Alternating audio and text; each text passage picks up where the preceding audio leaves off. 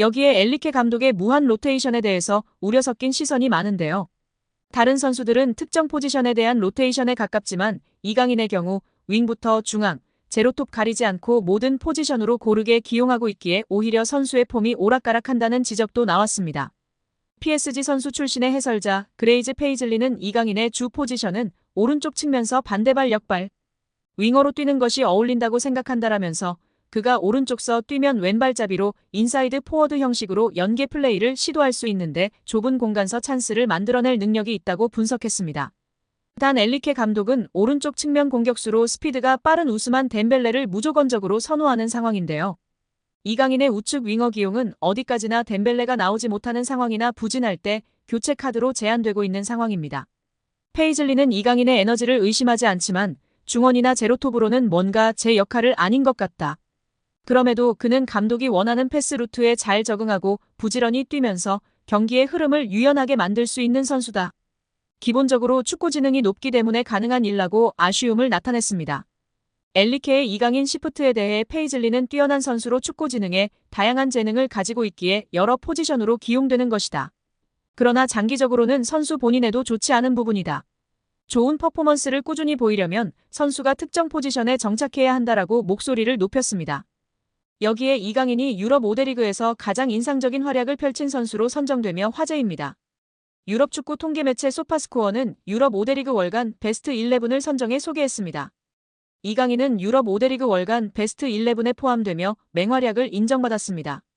PSG 선수 중에선 이강인과 비티냐가 유럽 5대 리그 월간 베스트 11에 포함됐습니다. 소파스코어는 이강인의 지난달 활약에 대해 평점 8.05점을 부여했습니다.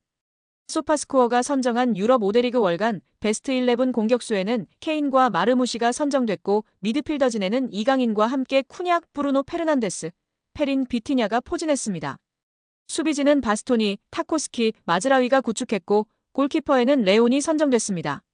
이강인은 올 시즌 PSG에서 펄스9과 측면 공격수 등 다양한 포지션을 맡으며 주축 선수 중 한 명으로 활약하고 있습니다. 이강인이 올 시즌 맹활약을 펼치고 있는 PSG는 내분설이 언급되기도 했는데요. 프랑스 매체 르텐스포르트는 PSG 라커룸이 폭발했다.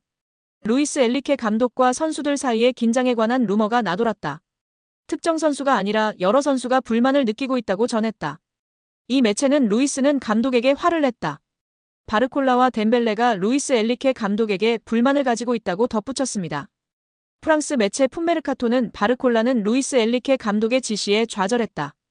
경기에서 맡는 역할에 대해 좋아하지 않는다며 돈나룸마가 루이스 엘리케 감독에게 불만이 있다는 것은 놀라운 일이 아니다. 아센시오, 덴벨레, 루이스도 감독에게 불만이 있는 선수라며 PSG에서 4명 이상의 선수가 루이스 엘리케 감독에게 불만이 있는 것으로 언급했습니다. PSG는 오세르와의 리그 원정 경기를 앞두고 경기 전 기자회견이 공개되었습니다.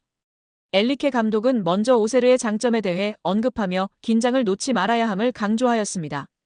오세르는 현재 매우 좋은 컨디션을 유지하고 있으며 홈 경기에서 많은 승리를 거두었습니다.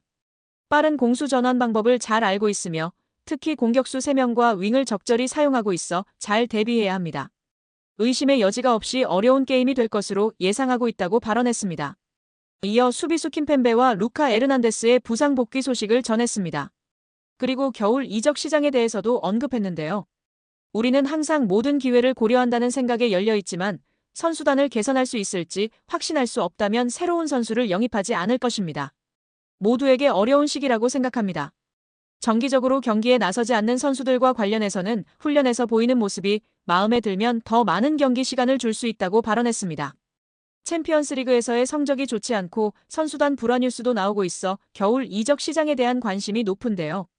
일단 보수적인 답변을 내어놓았습니다. 엘리케의 선발 기용 문제, 전술적 문제에 대한 비판도 있기 때문에 선수 영입으로 해결될 것이냐라는 회의적인 반응도 있는 상황입니다.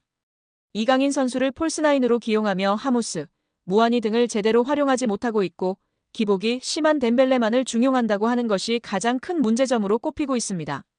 또한 베스트 11이 일정하지 않다라는 것인데요. 단 한 차례도 베스트 11이 동일하게 2경기 이상 치룬 적이 없다는 것이 가장 큰 문제로 부각되고 있습니다. 이강인 선수도 덴벨레 자리에서 안정적으로 뛰는 게 좋을 것 같긴 한데 말이죠. 끝으로 엘리케는 본인 스스로 이번 시즌에 대해 평했는데요. 우리 시즌은 여전히 매우 좋은 시즌입니다. 우리가 실수를 한 것은 사실이지만 우리는 그것을 분석하고 있으며 팀 내에서 상당한 성장을 볼 수 있습니다. 챔피언스 리그에서 직면한 문제들이 개선에 도움이 될 것이기 때문에 긍정적인 일이 될 수 있다고 생각하기도 합니다. 자기 개발을 위해 어려운 처지에 처해 있고 게임에서 이기기 위해 고군분투하는 것보다 더 좋은 것은 없습니다. 다른 모든 것에 관해서는 제가 볼 수 있는 것과 팀이 보여주는 것을 보면 긍정적이라고 생각한다고 평가했습니다. 과연 우리 이강인 선수와 엘리케 감독 챔스에서 비상할 수 있을까요? 일단 이번 리그왕 오세르전에서 우리 이강인 선수 맹활약을 응원하겠습니다. 루이스 엘리케 파리 생제르맹 감독은 주전 명단에 대해서 다시 한번 생각해볼 필요가 있어 보입니다. PSG는 27일 독일 뮌헨의 알리안츠 아레나에서 열린 바이에른 뮌헨과의 챔스 페이즈 5라운드 경기에서 0대1로 패배했습니다. PSG는 전체 25위까지 추락하면서 16강 플레이오프 진출마저도 비상이 걸렸습니다. 이날 패배의 원흉은 우스망 덴벨레였습니다. 엘리케 감독은 바이에른의 높은 수비 라인을 역으로 공략하기 위해 덴벨레와 브래들리, 바르콜라를 최전방에 배치했습니다. 아이디어는 좋았지만 선수들의 경기력이 뒷받침되지 못했는데요. 특히 덴벨레는 너무 심각했습니다. 전반전에 몇 차례 PSG가 득점 기회를 덴벨레에게 제공했지만 그때마다 덴벨레는 늦은 판단과 아쉬운 슈팅으로 찬스를 허비했습니다. 주심에게 항의하다가 경고를 받았던 덴벨레는 후반 11분 알폰소 데이비스를 향한 불필요한 태클로 경고 누적 퇴장까지 당했습니다. 1대0으로 끝난 승부였기에 최소한 덴벨레가 퇴장이라도 당하지 않았다면 PSG도 결과를 바꿀 수 있었을 것입니다. 덴벨레의 저조한 경기력은 오늘 내일의 문제가 아닌데요. 이번 시즌 리그에서는 매우 뛰어난 활약을 보여주고 있지만 UCL만 나서면 범인으로 전락하고 있습니다. 이번 시즌 UCL 4경기에 선발로 출장했지만 단 1도움이 전부입니다. 난사 기질도 심각합니다. 무려 21번의 슈팅을 시도했는데 1골도 넣지 못했습니다. 기대 득점값이 2골이었던 걸 감안하면 심각한 수치입니다. 현재 PSG가 UCL 5경기에서 단 3골을 넣는 득점 기근에 시달리고 있다는 점을 고려하면 엑스맨인 덴벨레는 선발 명단에서 제외될 필요가 있어 보입니다. 덴벨레가 가지고 있는 돌파력과 스피드를 포기하는 게 쉽지 않은 선택이겠지만 덴벨레만의 장점을 통해서 PSG가 본 이득이 전혀 없습니다. 결단이 필요한 시점이기도 한데요.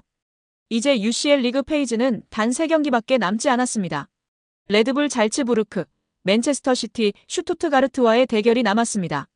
잘츠부르크와 슈투트가르트는 현재 순위가 PSG보다도 낮고 객관적인 전력에서도 밀리는 팀들이지만 16강 플레이오프 진출을 여전히 노릴 수 있는 팀들이기에 절대로 포기하지 않을 것입니다. 그리고 최근 최악의 분위기를 보내고 있는 맨시티지만 절대로 무시할 수 없는 상대입니다. 덴벨레를 빼고 무조건 이강인을 넣을 필요는 없지만 현재 주전 경쟁을 할 수 있는 선수 중 제일 경쟁력 있는 선수가 이강인입니다.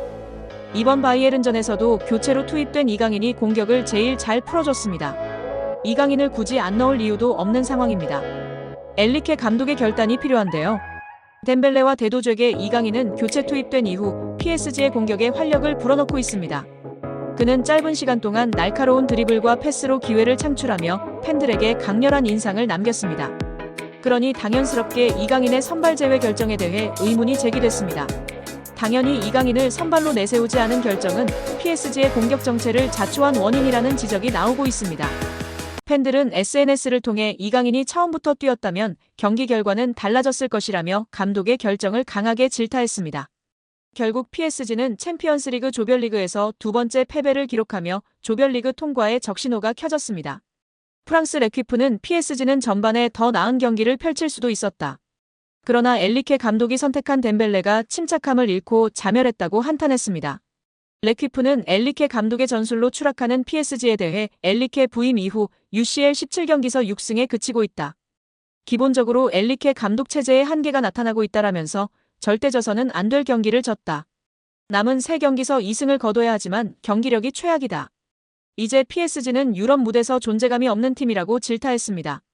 실제로 PSG는 이적 시장의 연이은 영입 실패와 엘리케 감독의 전술 문제로 인해 어려움을 겪고 있는데요.